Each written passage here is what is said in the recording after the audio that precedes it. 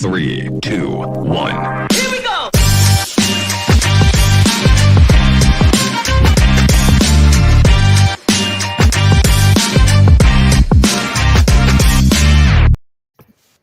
Happy Freight Friday. Wow, do we have an episode today? There are people already lined up on YouTube. Oh my God, Matt Fink is in the house already.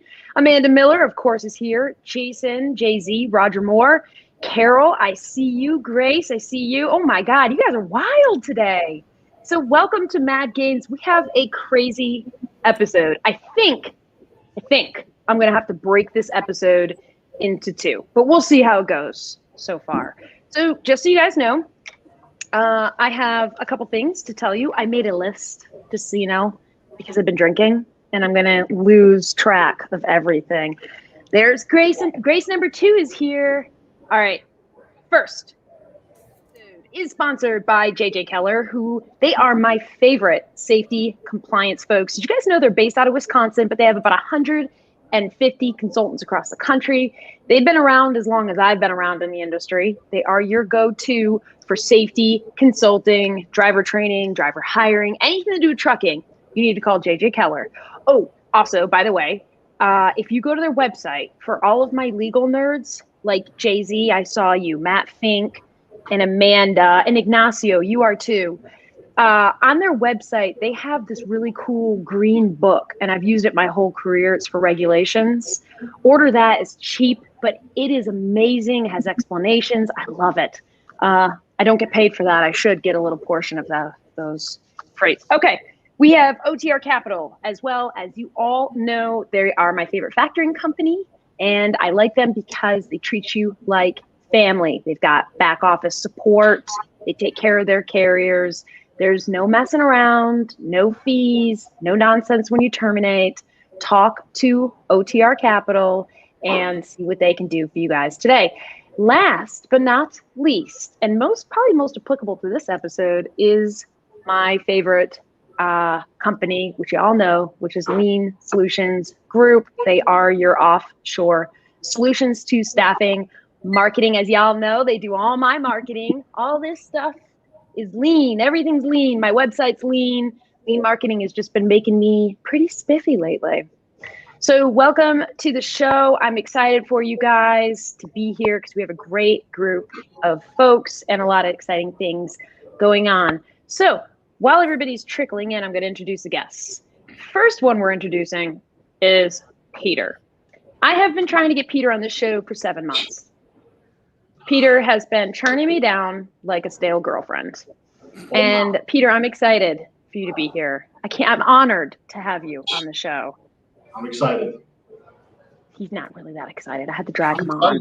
So Peter, you're in Ohio. You own, you run, you manage Ease Logistics. What do we need to know about Ease?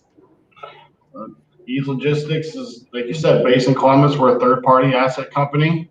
And we take tracking really serious over here. That's why I got a lot to say on this topic. So I'm excited to be on this one. Right? This topic was your idea too. It was my idea. Finally, you brought it to attention. It's the first time I've got I didn't know it was this popular, and then I posted it, and people were like pinging me left and right. And they're like, I have this to say and I have this to say. And I was like, oh shit, this topic's gonna be hot. Right? We all know Chris Jolly. He needs no explanation. He's always on this show. Adam's always on this show. He's representing truckers. V is always on this show from Aritzia. But V, can you tell your company something? I love your clothing. Not your clothing. I love your company's clothing. Well, I love your clothing. I really appreciate it. Thanks. I think she just indirectly insulted you, but that's okay. No, I love this isn't quite that fancy. You guys I'm want to not talk on Adam's level of dressing right now. And thank you guys for joining and coming back and adding substance to the show while I drink. I appreciate it. So V, oh, speaking of substance, or lack thereof, do you guys want to know how me and Peter met? yes. Hold on, I think I got family watching this. No.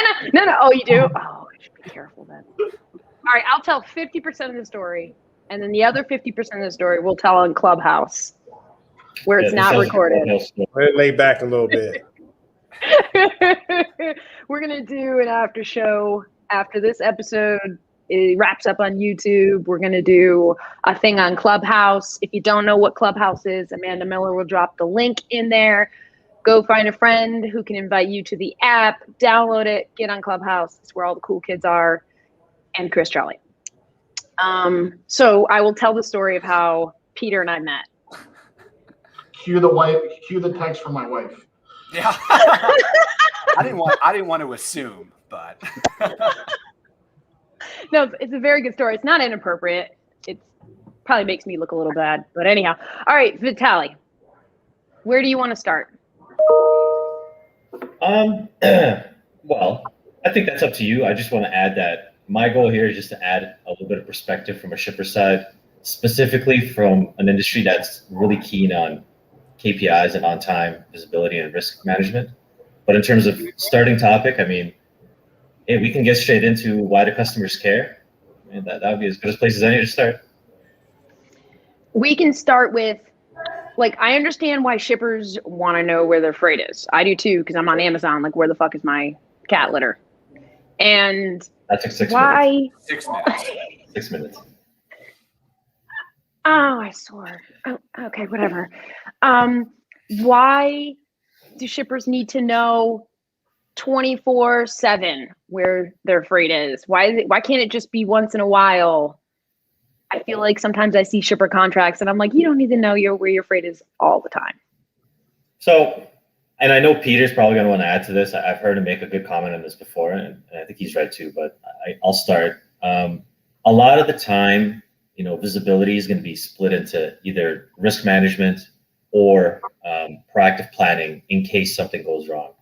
Realistically, do you need to know where your freight is 24/7? In theory, no, right? In theory, you are giving your freight to a professional company whose job it is to take care of it and take it from A to B and do whatever it is that they need to do, right? What a lot of people don't realize is that a lot of the visibility tracking that's done proactively is so that if something goes wrong or there's a change in plans, this can be proactively communicated to the end user, right? Because a lot of the times, it's not just you and your schedule, right? There's staff scheduling, labor planning, right? There could be an initiative or a sale or sales in general being impacted, right? There could be other projects going on that will, clash with your delivery if the shipment is there at a different time. So there's a lot of these things where if you know ahead of time and you have that visibility and you can see, well, I'm looking at this map and this is supposed to be here for 10 and this guy's 3 hours away and it's 9 o'clock. I know he's not making it there. Or if, you have a CSR that's very good with communication and they tell you that way ahead, you can call the end user and be like, hey, look, let's make adjustments. There's nothing we could do. And obviously this goes even further when the delays are talking about days, not just hours and minutes. Before Peter gets to jump in, is there a difference between when you, as a shipper, when you contract with a broker and when you contract with a carrier? Is there a different visibility? And let's not talk about large carriers. Let's talk about regular carriers, like 75% of the industry, which is smaller than 5 trucks. I think, and Peter mentioned this, and I think you ended up posting it on LinkedIn because it's a really good point. There's a perception out there that a lot of shippers will say, well, we only deal with asset-based carriers because it gives us greater visibility. Here's the thing. It's 2021.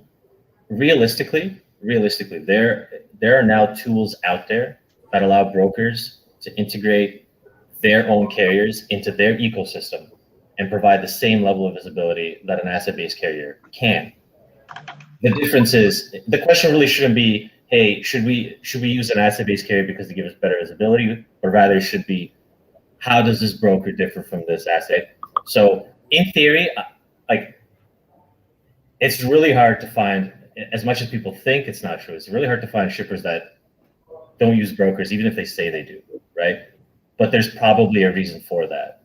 And the visibility discussion definitely is helped with technology. Vitaly, do you think that having such a high requirement for carriers being able to provide transparent tracking also helps vet, and it's almost like your first step in making sure that you're onboarding good providers. I mean, have you seen it deter away providers that don't want to enter into that? Oh, for sure. Visibility is a very important pillar, especially when you get into niche industries and industries that haul expensive goods, right? Like visibility is going to be important for all the reasons we've discussed. Everything from risk and security and making sure that your freight's protected, to understanding what that transportation is like and how being late or being at the wrong place even impacts the end user, right? So it definitely is a huge point, at least for companies in our industry when it comes to onboarding new carriers. Right, and the reason I ask that is because I know shippers put a large emphasis on it. However, rarely do you see it. Only in unfortunate times is it harped on as where's the tracking on this, right? A lot of time it almost falls to the wayside, and customers ask for updates through email, or they call and ask for updates, right? And it seems like a lot of time it's used as an avenue to make sure, just another step in the process to vet good providers.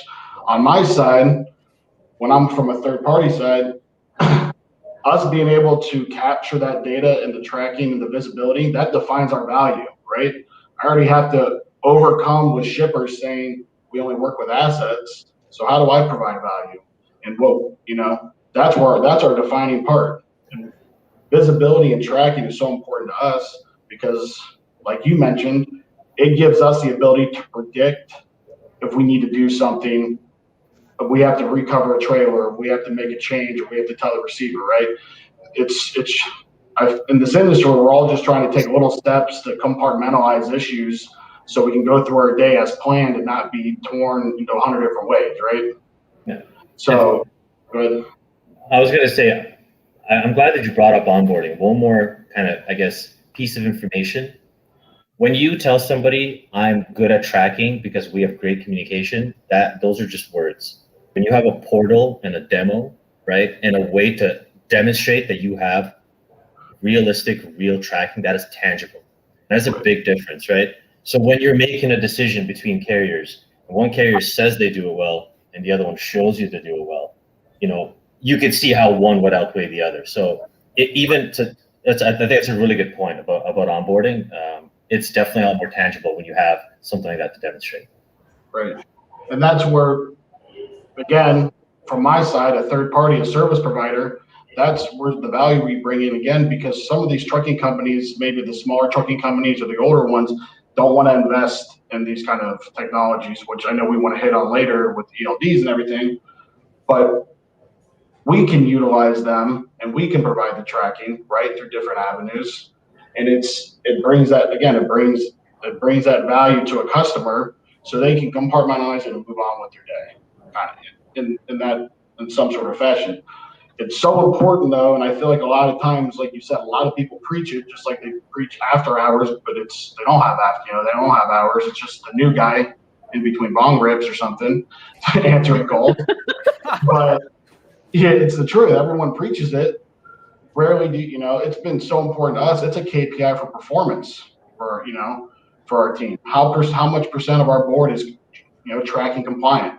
If they're not tracking compliant, do you have a process in place that if we do need to figure out where it's at, who's responsible for it? Who approved that this shipment can go across the country without tracking? When we're talking to our CSRs and our logistics coordinators, I always phrase it in, if you were going to put all your shit into a semi and move it across the country, right? Wouldn't you take a little more time of making sure that you knew where that was throughout the whole journey, right?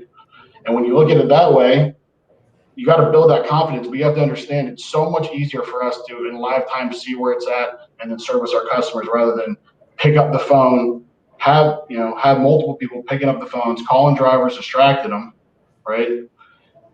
Rather than just being fluid. But again, Vitaly, you brought up the point, there's hundreds of different services out there, right? So then you spend more time trying to figure out every service rather than actually just providing the service to your customer. Yeah, I think that's going to be part of the tech discussion. Yeah, like that point alone, I want to talk about so bad. But I'll wait. Adam, what do you think? Why is there such a big hang up? Because I know every broker out here is probably just like, why won't drivers just go on tracking when we need them? So like, kind of like what Peter brought up a good point there, where it's like, like brokers are calling drivers nonstop even after they go on tracking. Like, what is the big hang up from a driver's perspective on going on tracking? Because there's a ton of great programs out there to utilize, but I also understand a driver not wanting to download the 78th app this week. You know what I mean? So like, what is that, or like what could cause some friction there from a carrier's perspective? I got one word: trust. The word broker has been just kicked around in the mud so much for so long because let's just be honest. Like let's call a spade a spade. Like as a broker, brokers don't have the greatest reputations. It's always been the old cat and dog thing in my opinion. And the thing about it is you got brokers that are excessive with it. Okay, macro point's great. And you've got people that just don't trust those systems and processes. And then you got old school drivers who don't want to adapt to change. They don't want to adapt to technology. They've been driving for 20, 30 years and they don't want to have downloadable apps. We still have, there are drivers, and I love them to death. There are drivers that still are using flip phones and things like that. So that technology piece, you got to remember, just because we force technology upon people, the reception, the change is different. Like everybody on board's changed differently. And one of the things that I think about, to your point, Chris, is realistically, we see people struggling with ELDs, being able to use them, not necessarily, wanting to adapt to them, but it's being able to utilize that change. But to answer your question, trust is a big thing. And Chris, I'll be honest with you, man. It's still broken. The whole trust between drivers and brokers, or owner operators and brokers, or fleet owners and brokers, it's not kumbaya, bro. It's just not. It's not kumbaya. How is there no trust? If the broker knows your location, why don't you want the broker to know your location? Well, there's a couple of reasons why. Number one, do you really? Number one, a driver, and I'm going to talk on the other side of the fence. As a broker, you're trying to track the truck, and I truly believe 100% in that. V and Peter, y'all make some amazing point, because if I'm a shipper, and people forget that shippers at the end of the day is a customer, right? Could you imagine I order something from Amazon and Amazon is like, oh no, I can't tell you what your shipment is, and you already spent the money on it.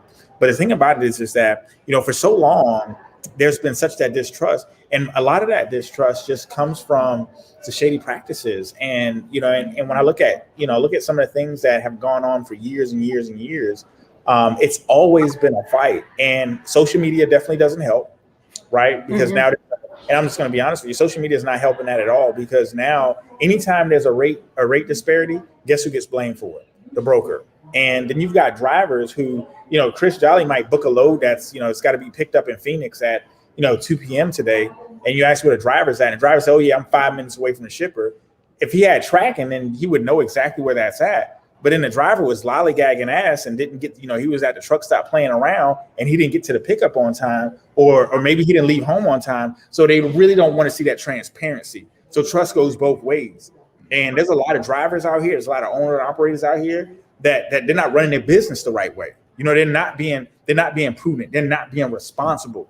And the reason why, to me, and I'm totally for track and trace to a certain extent, and we'll get into that in a little bit later, but it has to be standardized. Do not give me 3,000 different links, just like Chris, you just talked about. Give me 3,000 links I need to download. I don't want to do that. If you can't track this shipment, then guess what? That's, like Peter was saying, hey, you're 3PL, right? That's part of 3PL. That's part of the 3PL business model. But unfortunately, you have drivers out here, and Cassandra better than anybody else. I'll speak up for the drivers 100%. You have drivers out here that just not keeping it real.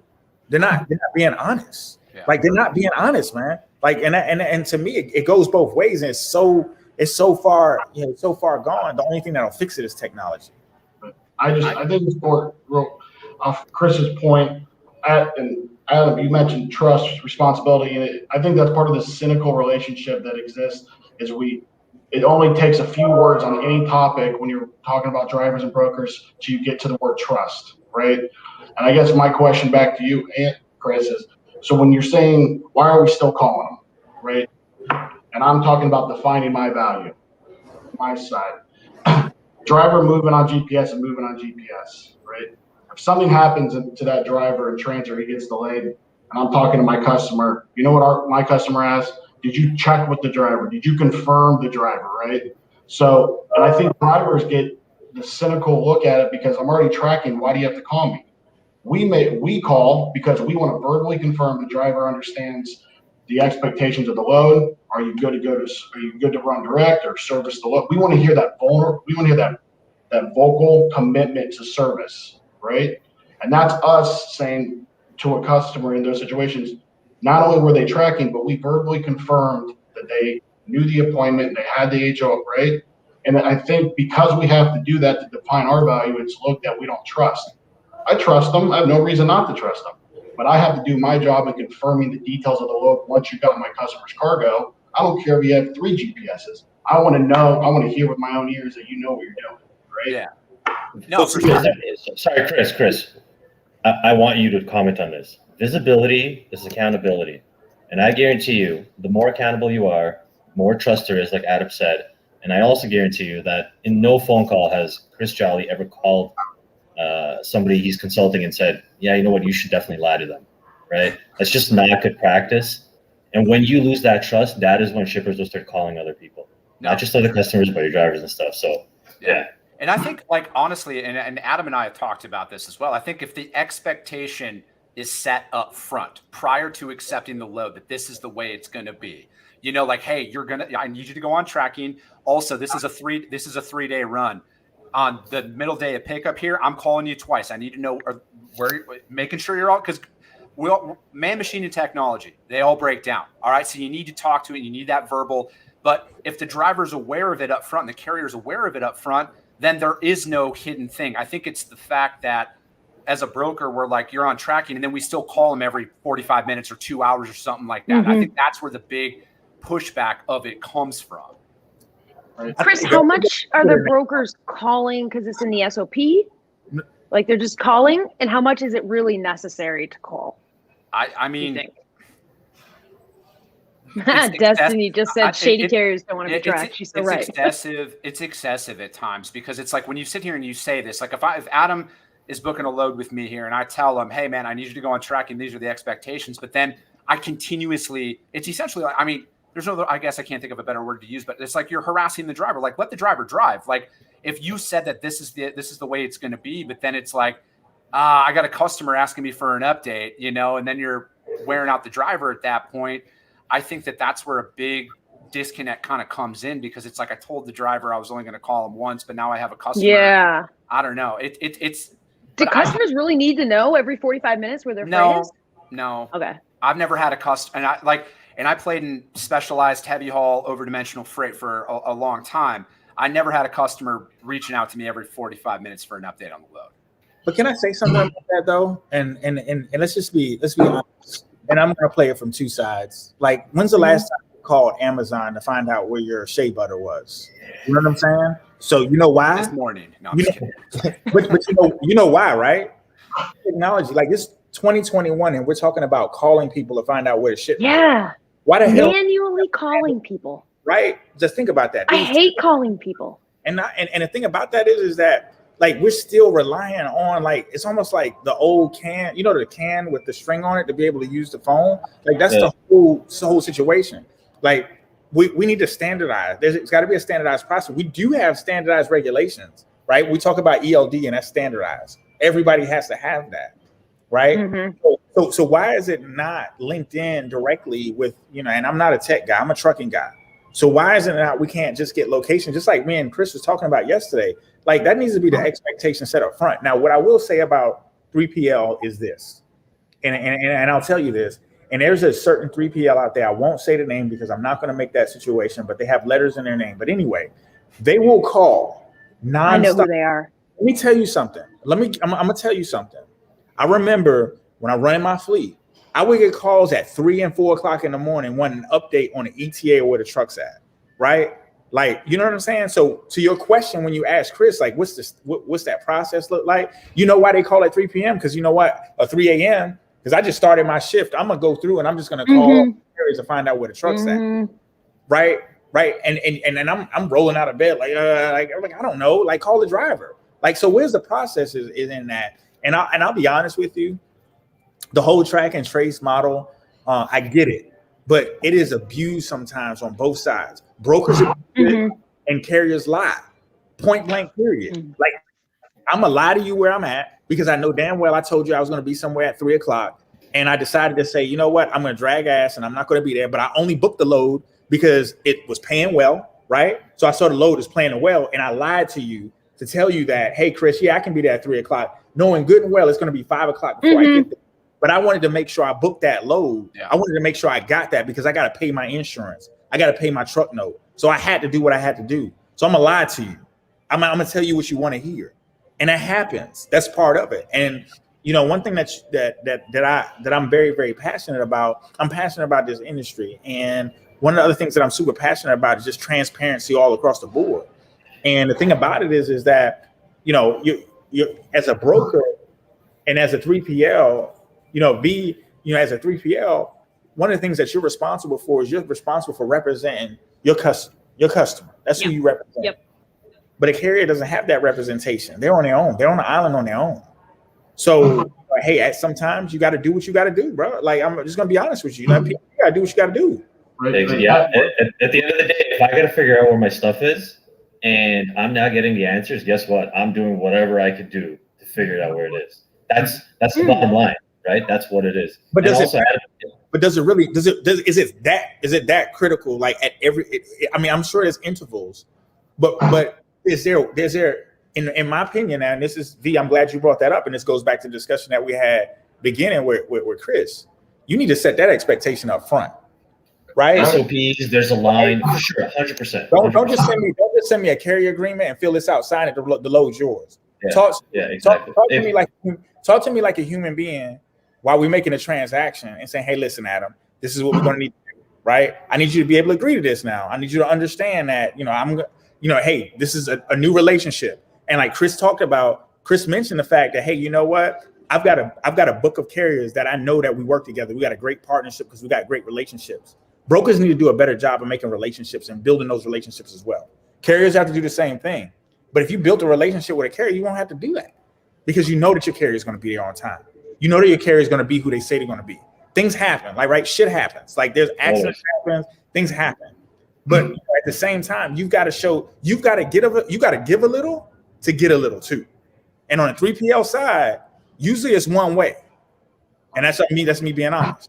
Adam, you got to give a little. I appreciate that 100%. And expectations should be put out there clearly. And I've seen some comments in there, and you mentioned, why do we need to call the driver at 4 a.m? Why not call the dispatcher? Well, for one, any resolution from a global standpoint has to be something that can be applied in any size business, right? Not all trucking companies have dispatchers. Sometimes we have to go to the driver. And especially us in our roles, we need to be the people when we're talking like this. Why are we automatically saying when we're calling someone, we're harassing them? Why are we even letting that Why are we even letting that jump right to that conclusion, right? And then why has it turned from I've hired this trucking company to do, so right now they're quote unquote working for me, right? We can say that you're doing something, I'm paying you, right? If I want to call you, why is it so bad if I want to call you, right? I'm paying you to do part of the job. Why can't I? And I have a question for the that's a good point. I like that. At 4 a.m, let's say you were only getting $1,000 on it.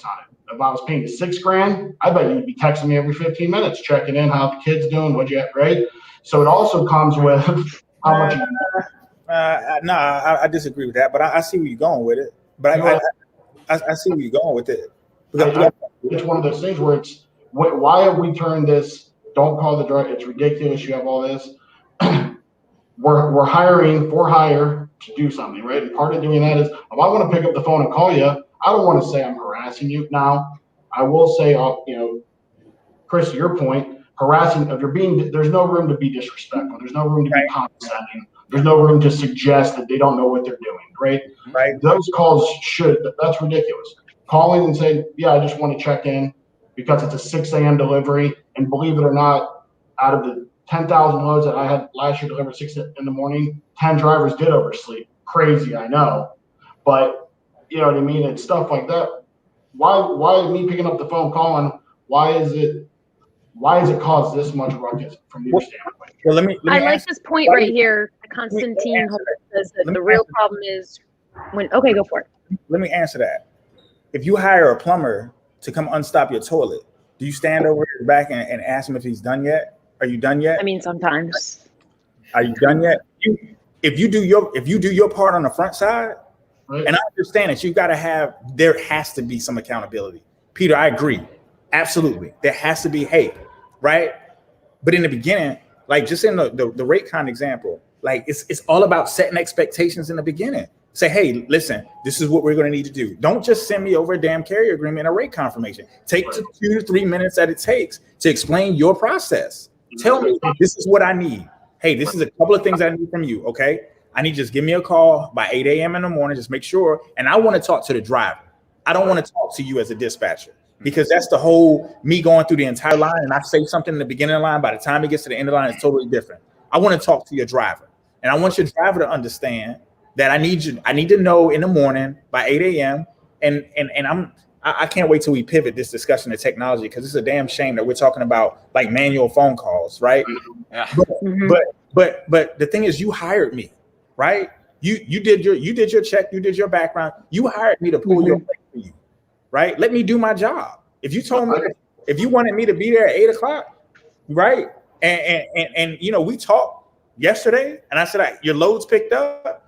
You got to let me do my job. If there's a problem, I'll call you. Right. I need to focus on the road. I don't need Peter blowing me up. And I'm just and Peter, the only reason why I'm saying this, bro, is because I want to be a devil's advocate. I understand totally what you're coming from. You understand? I get it. Just a quick point, Peter, if you don't mind, just a quick point.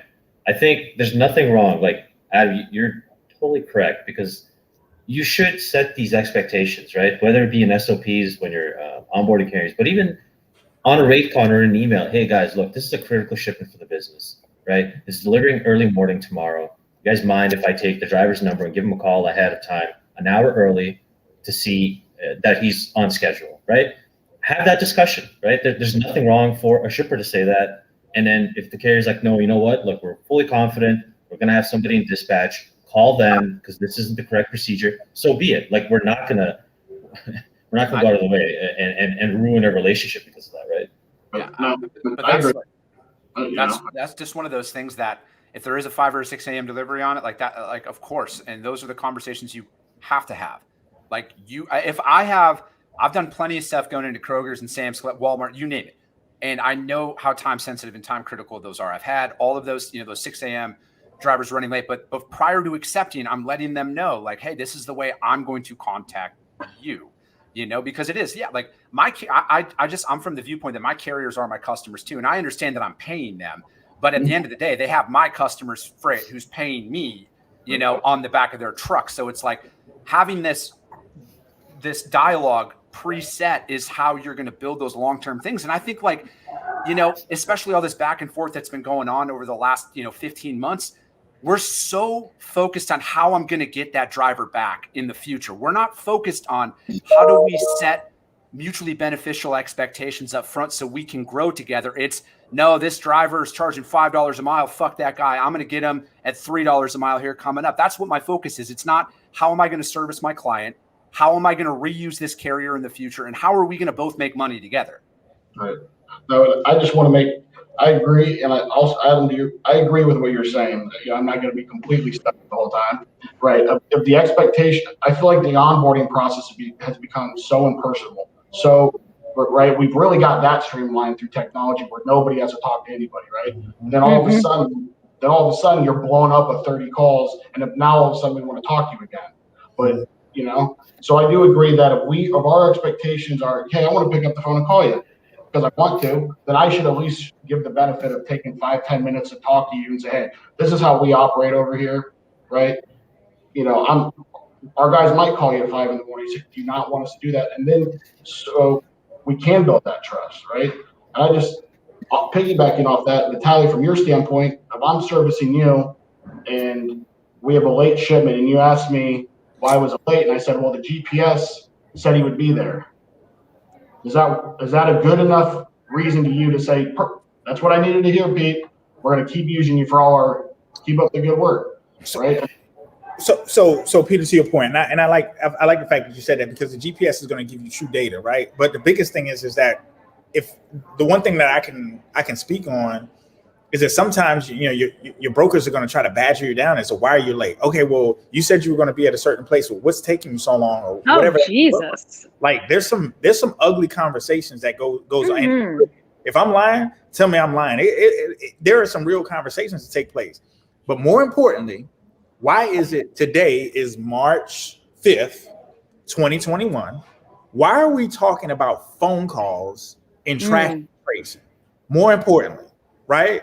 Like so when you get to the root cause of the issue, there is no reason why, as a 3PL, that you're still contracting freight to a carrier and there's no technology linked to it, no TMS. There's no way for you to track your freight besides a phone call. Like that's like me relying on a phone booth for me to make a phone call. Like it's ridiculous. It's the sad part, Adam. You know what's the sad part is that this technology exists, and if anything, there's too much of it, right?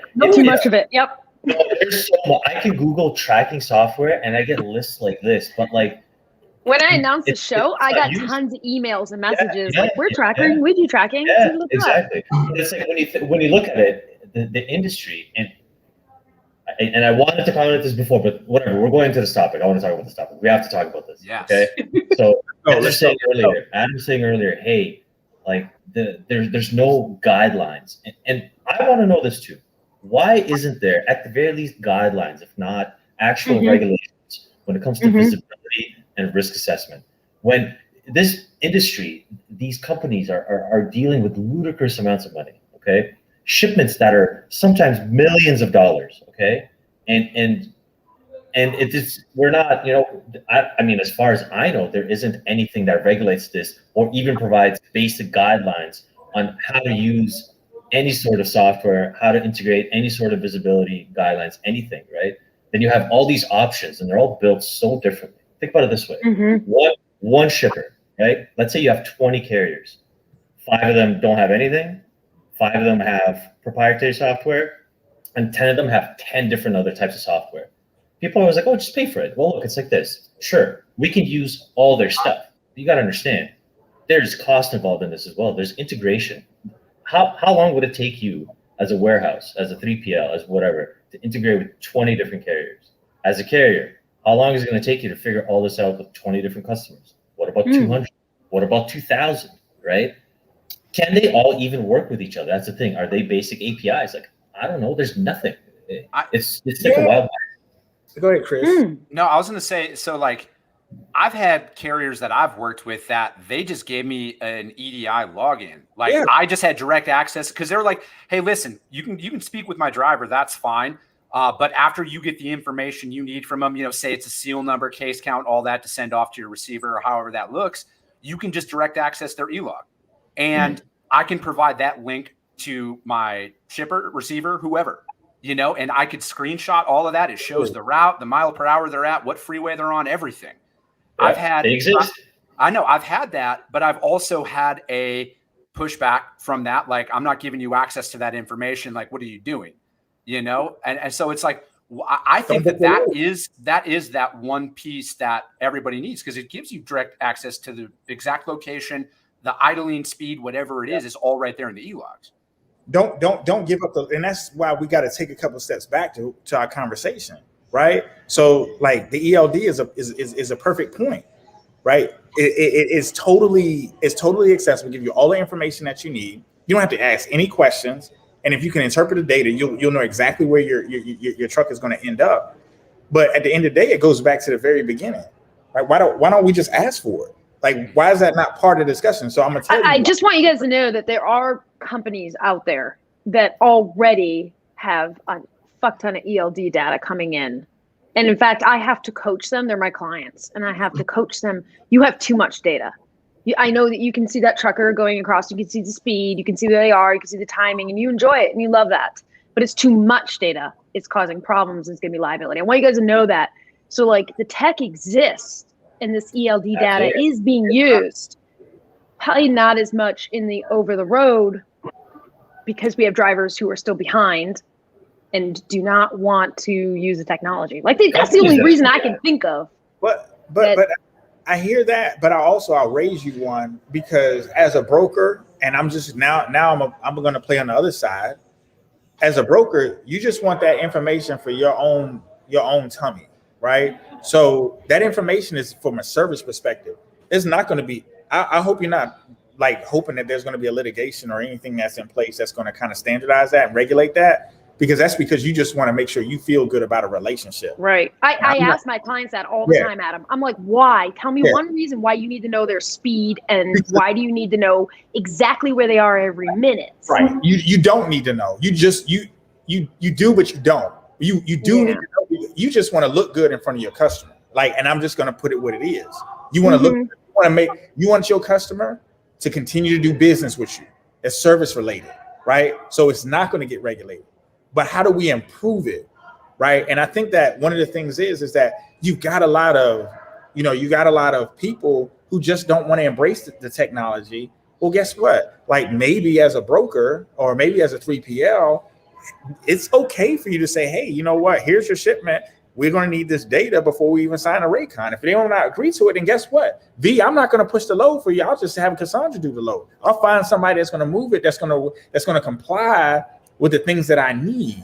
And this whole phone call shit is ridiculous. Like, because I'm gonna tell you that there's some brokers that if you don't get an answer, if they don't give you an update, they will call and they will call and they will call and they will call and they'll keep calling until they get in contact with. They'll call a dispatcher, they'll call the owner, they'll call the driver, and sometimes it's so excessive when you look at the root cause and think about how much. And it'd be really, really interesting for us from a data perspective as 3PLs. Think about how much time of non-productive activity goes into you just doing track and trace versus you going out and getting more business, right? If you could take that same time and go out and figure out how you can generate more business for your company versus going around there and babysitting a truck, then how can that make that better? How can we be more productive? Yeah, automation will absolutely allow your company more bandwidth to do other stuff. Just like it'll give me more bandwidth to not call you every 10 minutes or whatever if it's a critical shipment, right? Absolutely. It's a solution. It is very much a solution that will help both parties, right? There's nothing wrong with it. It's actually should be done. Absolutely. So to take a go ahead, Peter. So obviously the amount of call volume is the pressure point. Do we think that we can agree that we can still understand and validate why some calls have to happen, right? I think that we're very far away from any technology out there from GPS tracking that any shipper is going to take on the full responsibility and accountability of shipments being late. I can't imagine talking to an auto manufacturing line that has line one production and say, hey, the GPS said it would be there. They want somebody. They want somebody to be accountable, right? I wondered why you guys everybody was still calling. And when we interject and we vocally confirm, right, don't call every 15 minutes out, but to call every 4 hours or depending on the type of load to call, even with GPS, somebody needs to be accountable. And I think we're really far away from any technology taking on that from a customer standpoint and the customer validating that, saying, okay, that's why, right? But when we interject and we put our name behind it, we confirmed along with the GPS and a respectable amount of calls, 1 or 2 calls every 500 miles, right? Why is that cynical? Or is just cynical because there are some brokers out there on GPS and calling you every 30 minutes, and when they're calling you, they're also degrading you, right? I think that's a distinction. I don't want us talking about calling drivers to automatically get grouped with the shitty calls and the cynical calls, right? Is there any kind of agreement from the shipper side, from Adam's side, that we can understand and respect the need for some call volume, right? I think we can all agree disrespectful call volume. Right. You don't need nobody needs that shit. But would it be better for you as a let me ask you this, and I'm asking you this because I know the answer, but I'm going to ask you anyway. Wouldn't it be so much more efficient for you that once you tender the load to me as a carrier, that once I receive that rate count, I have to put an update on the ETA electronically, right? And then the communication is always electronic. Each day that it would automatically send you an automatic update of where the truck's at. So for instance, if I've got to do a 1,900 mile run, you'll get instant access to where the data on that truck is. Do you really need to talk to me, or do you just want the data? And that's just what I think it really kind of boils down to. Like, do you want to, you don't need to, you need to ask me what my ETA is. If you got the data to be able to do that, the data is out there. The technology is there, right?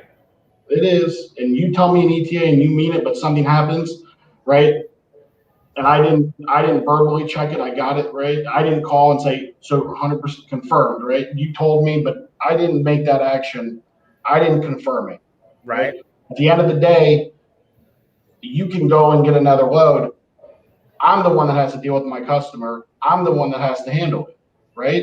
And I got to make sure I'm doing the checks and balances. So when I'm in these positions, did you do this, Peter? Yeah, we did this. Did you do this, Peter? Yes, we did this, right? Nothing that I think we shouldn't call them 4 times an hour. No, but I have to interject and verbally confirm and put stuff and document it, because when I sit at a table and a line did shut down, the conversation is really short of I didn't call. So you just went off GPS tracking, didn't say anything to them.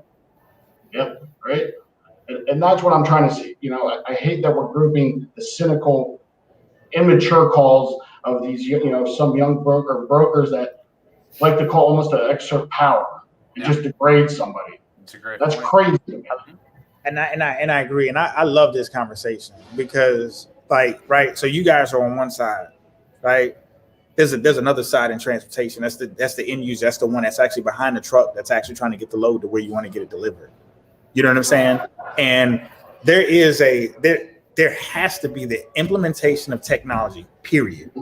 This whole track and trace stuff is really got out of hand, because at the end of the day, right, we're in 2021, and just a few years ago, we started using ELDs as a matter of just tracking as far from a data perspective. Airplanes been using it for almost 40 years, right? So get off FlightAware, any plane. Right. So my point is, why are we here? Why are we still here? Right. So why are we still in the stone ages of technology? Why are we still talking about, hey, you know what? I've got a call to get a confirmation. I'll tell you what you want to hear. Right. So if you want to know, if you really want to know, Peter, I'm gonna tell you what you want to hear. Oh yeah. Oh yeah, we're good. Don't worry. Yeah, we're good. It's compliance over commitment at that point. Right. Okay, you want to call? I'm gonna tell you exactly what you want to hear. I'm gonna tell you, I'm gonna make it on time, knowing damn well it's a toss up. It's a 50-50. But if that means that I'm gonna get you off the phone so you won't bother me anymore, I'm gonna tell you whatever you want to hear. I agree, and it happens a lot, right? And that's why it can be validated to have follow-up calls. No, right? It can be validated with technology. Forget the follow-up calls. Don't call me anymore. I'm gonna tell you what you want to hear. Root cause of it. Forget the follow-up call. Fix the technology. Okay, so there's got to be a balance here, because I can see where Peter's coming from, where it does sound good to a shipper, and Vitaly, you don't have to talk about your current role, but you can talk about a lot. Oh, Adam's done with us. He's out. He's like, fuck you guys. In fact, I don't want to call you guys anymore. I'm done with you people. His lunch probably came. He had to take it. It was more important. With his paper napkin. I don't think my first impression of Adam went well. We scared him off. He was done with us. But Vitaly, you don't have to talk about your current company or role, but you've been in the transportation industry for a long time. Is there some truth to what Peter is saying, which I know there's truth to it because I've heard it before, which is customers want to hear that there's some kind of verbal communication. They don't want to hear you rattle off an electronic, because I've heard this a couple times too. I mean, you have to have a conversation to understand. Fuck you guys. There, you back. I thought you were pissed at us. I don't know. I think next exit logistics maybe leave the show. Oh, next exit always cuts off my internet and does sneaky things. He kicked my ass out, so it's good. Oh, he's powerful. He's in Texas, and it scares me a little bit. I was just asking V what. Okay, I've heard the point many times that Peter has said, which is, and I'm sure Chris Jolly has too, which is, our customers want to hear you confirmed. Like, I talked to the driver and this is what they said, even if it's bullshit. They love that feeling it gives them. So I was asking V, in his entire career, does that ring true to it, or is there some hope there that shippers are okay with just seeing the GPS and the electronic signal? And that's enough. I think there's a different layer too. It also depends on the type of service you've requested and what you're looking to do. If you're working with white glove, right, that's almost to be expected. You're talking to the crew on the ground. If you're doing a simple LTL shipment, I mean, unless something went wrong and I want to understand what went wrong, and that going wrong could be, hey, I called your dispatch when the shipment's 2 hours late or whatever, 2 hours beforehand, and nobody answered, nobody gave me a call, nobody told me what's happening. I want to have a conversation to understand how this happened so we can prevent it in the future, right? When you have certain industries like white glove, for example, I mean, that's a standard. Like, you call the driver or you call the crew, because it's generally more than one person, right? Like, it really is, the relevancy depends on what kind of job you're doing. Do I have to talk to the driver? No. Do I want to? Not really, right? But if that's what it takes to get an answer, because I'm not getting an answer otherwise, then that's what I have to do. So we have 10 minutes left, and there's one thing that's kind of bugging me a little bit, but I want to summarize. So far we have talked about a lot about why we're manually calling the drivers, why the drivers hate those manual calls, how they're bugged all the time about these calls, and sometimes they're inappropriate calls. Sometimes they're just filling an SOP and calling a lot. Why drivers don't want to use technology. How much technology is out there, which we really haven't dived into as much as I wanted to. This might have to be another episode. One piece that's missed. Hey, Zeke. Zeke, can you come on the screen, Zeke? This is my tech guy. This is Zeke. He's my tech guy. Hey, Zeke, you have someone. There's an extra person in the Yes, there is. in the crowd. We have someone creeping on us. John Stamos? Oh. What's going on? God. I thought it was John Stamos Hello. too. And then for a minute, I thought it was next exit logistics. But it's Hunter Bell from Lean Staffing. Hunter Bell. What's going on? How's How are everyone doing? Joined a little late here. That's okay. You're big time. You swoop in on my show, you creep in the background, and then you're just going to take it over. Here's what we need from you, Hunter, before we go on to our next topic, which is, since Lean is a sponsor, could you tell people the very few people who do not know you, since you are my future freight boyfriend, and you have an amazing hairline, and he's younger, you guys. He's really good looking. And so could you introduce yourself to us, and then could you tell us why Lean plays a role in track and trace? And then we will let you go back to your big time things. Yeah, for sure. Time Appreciate the intro there. I'm a senior account executive over at Lean Solutions. Quickly, we set up satellite offices in Colombia, South America for a US-based transportation company. So I saw Cassandra with this track and trace special, and it really hit home because we are doing track and trace for majority of our clients. And we've seen a little bit of the transition as far as automation. Obviously, with technology, it's tough to say, hey, 100% of that tracking is going to be done completely without anyone, making those check calls. But we have seen a little bit of a shift as far as when we first started 9 years ago, we had everyone, all the big guys saying, we need tracking support. And now it's almost transitioned to the, hey, we have some automation to track, but what are you guys doing on like the carrier sales side or some of these other positions?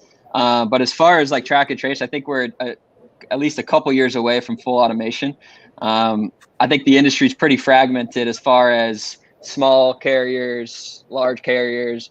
When I first got in the industry, I was very surprised to hear 1% of what carriers are like 100 plus trucks. I think that's the stat there. And like 84% of the carriers have 1 to 10 trucks. So how do you get those guys to develop and use this technology, I guess? Have you guys been chatting about that a little bit, or what's been the The conversations. I know I missed some good combos. Adam's You been did. agreeing with everything I've been saying. Adam, actually, I think I saw Adam grab a drink in his background. I'm sorry, Chris Jolly, go ahead. No. Did you guys? I thought He Adam gets had so something mad to at say. me.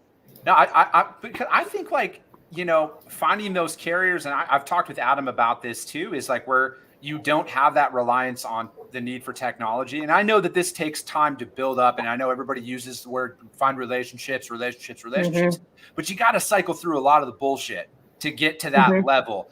And I think like a lot of what Peter's saying right there is like, hey, we need that. And it's that I guess that we took it a step further. We didn't just rely on GPS, but after a while, it's going to get to the point where you're going to be working together so much that the carriers are letting you know each other's tendencies, and that respect is there because you've kind of filtered through. And I think that goes same on the customer side. You're gonna filter through some customers before you find your core that you can grow and scale with. And I think the same goes on the carrier side.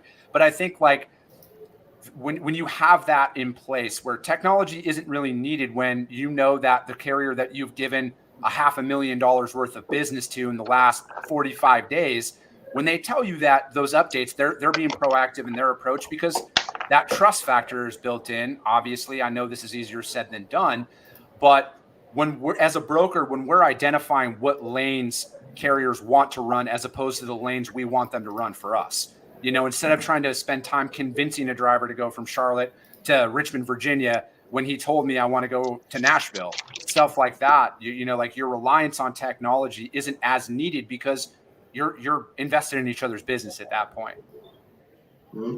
I think we are at a point where we need a follow-up episode, I'm thinking.